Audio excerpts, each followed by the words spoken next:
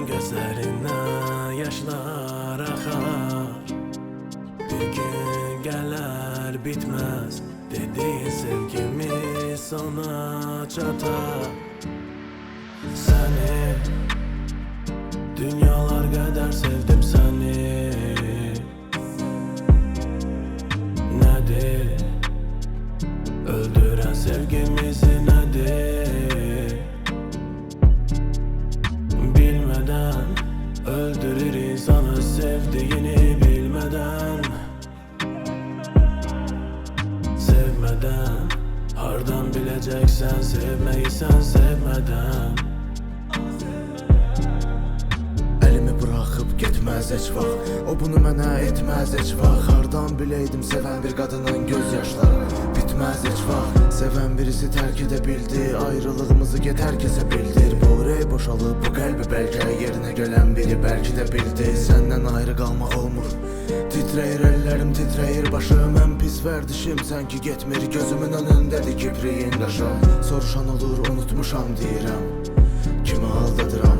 Əslində hər qapımı döyən kəsdə biraz sən axtarıram. Bir gün gələr mənə bakan gözlerinden yaşlar akar. Bir gün gələr bitmez dediğin sevgimiz sona çatar. Seni dünyalar kadar sevdim seni. Nedir öldüren sevgimizi, nedir? Bilmeden öldürür insanı sevdiğini bilmeden. Sevmeden hardan bileceksen sevmeyi sen sevmeden.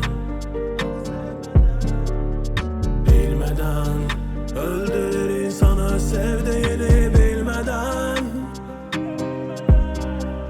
Sevmeden hardan bileceksen sevmeyi sen sevmeden.